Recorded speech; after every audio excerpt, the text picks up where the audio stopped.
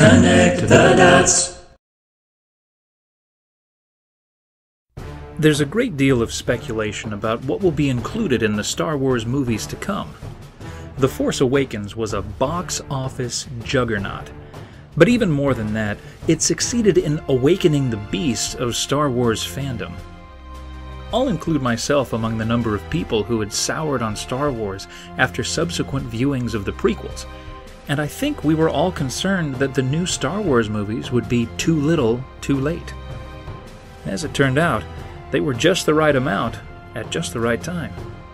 We could all breathe a sigh of relief, and the next minute began analyzing every frame and endlessly speculating about what's to come. That's what YouTube was born to do, right? While making the previous video, I said that the new movies are likely going to stay away from anything that the prequels did. Midichlorians, child actors, killing younglings, politics, the list goes on. However, I recently realized that there was something from the prequels I wanted to see in the new movies, and the more I thought about it, the more it made sense. I'd like to see what happened to Jar Jar. Jar Jar Binks. Supremely hated by the masses, even those who like the prequels, this character has been described as a racist caricature, along with Watto and the Nemoidians. But beyond comparisons to minstrel shows, most people just found him annoying. His speech pattern is grating. His personality is cloyingly annoying, so much so that the backlash from fans after The Phantom Menace, in which he was featured prominently, was so intense, his presence in episodes 2 and 3 was drastically reduced. So, you ask, why in the world would we want to see him in the new Star Wars? There are a few reasons, in my mind, most of them meta, but before I share, a brief history of the character. Jar Jar Binks is a Gungan, an amphibious race native to Naboo.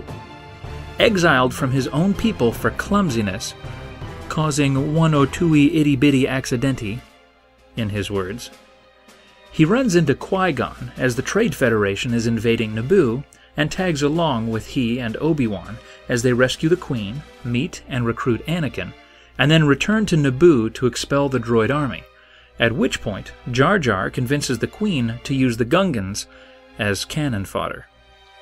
For this, he is promoted to General. He blunders his way through the battle until Anakin takes out the control ship, deactivating the droids. Fast forward to Episode 2, Jar Jar is now Representative Binks, working alongside the now Senator Amidala. After Padme almost gets wormed to death, she runs off to Naboo to hide, leaving Jar Jar in charge. He is quickly manipulated into changing Naboo's stance on granting emergency powers to the Chancellor and facilitates the creation of the Clone Army. During the Clone Wars, he continues to act as the Gungan representative, oftentimes being sent on diplomatic missions, which he bungles his way through. Fast forward once again to Episode 3, in which he looks sad at Padme's funeral. After that, there are no canonical references to Jar Jar. If you step outside of canon, there are a few extra details. Supposedly, after he gave the Republic over to Palpatine, he held his tongue in the Senate, though he continued to serve. The last time he shows up is when a Jedi mentions running into him on a transport ship, and calls him annoying. For a long time, I hated Jar Jar as much as anyone. He is objectively obnoxious. I think there's enough of a consensus there to call that a fact. So why would I want to see him return in the new movies? Think about the first line of The Force Awakens, spoken by Lor San Tekka to Poe. "This will begin to make things right." Whether you believe that's an out-of-universe potshot at the prequels or not, it's turned out to be the case. The first new movie has started things back on the right path, making Star Wars a fun space adventure again. However, the prequels still exist.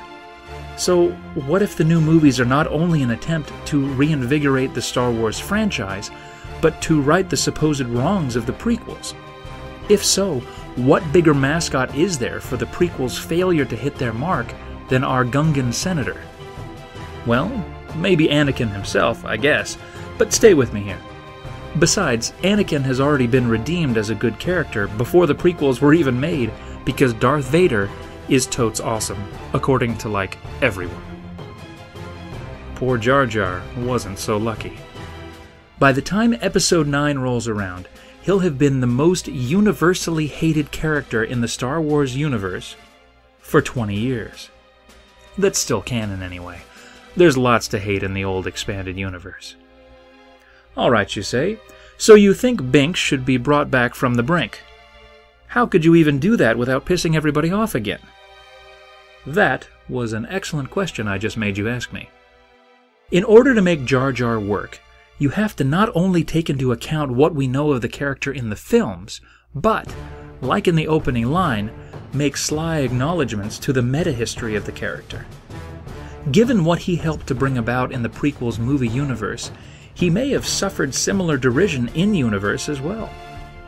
It was due to his ineptitude that Chancellor Palpatine was granted emergency powers and eventually appointed himself Emperor.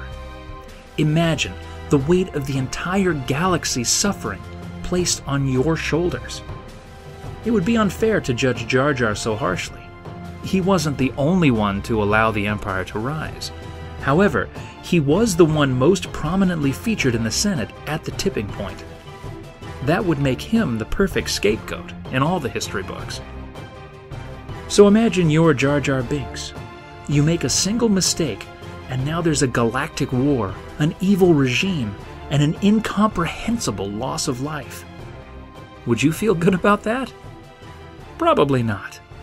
Imagine the intense guilt and burden placed on his shoulders that, as the decades wore on, would crush his spirit and drive him into exile, perhaps finding a remote, swampy planet to live out his days far away from the harsh eyes of the galaxy and those whose lives he was complicit in destroying.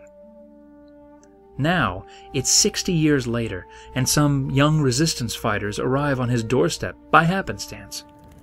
The Gungan they see is ancient and broken-spirited.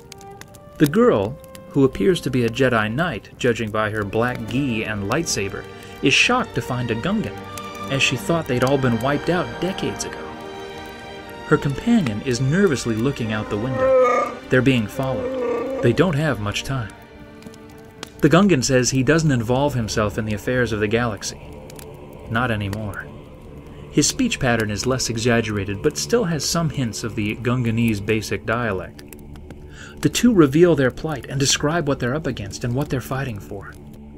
As they speak, we can see the Knights of Ren closing in on the swamp hut. As he listens, a change comes over the Gungan. History is repeating itself. A new evil is spreading throughout the galaxy.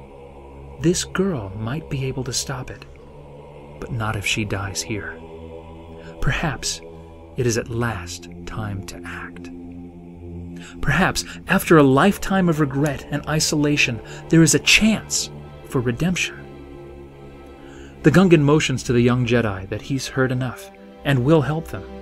He shows them a door that leads to an underground river he used to use for hunting mollusks before he was too decrepit to swim. However, they can use it to escape. He says to go quietly and that he will buy them time. As the two climb into the water, thanking him, the Jedi suddenly recognizes him. "Aren't you Jar Jar Binks, the senator from Naboo?" "I was once," he replies, "and maybe now I can be again."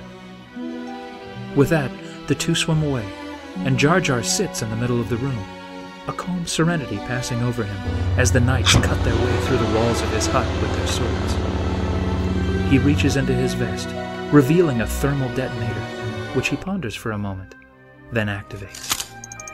As it beeps, the lightsabers pause, wondering at the sound now coming from inside the hut. The Gungan sadly smiles, finally finding his peace. We cut to the Jedi and her companion in the underground river, who are suddenly propelled forward by a blast wave. The final act of Jar Jar. So, something like that. Consider it a victory lap for J.J. Abrams and company. But imagine if they could make the character of Jar Jar work. After that, the sky's the limit. Thank you for watching. In my next video, I'll address some of the other fodder floating around in the current canon and make suggestions on how it can be fixed in future movies. Here's a hint. Rey's count is off the charts. Until next time, you know what to do.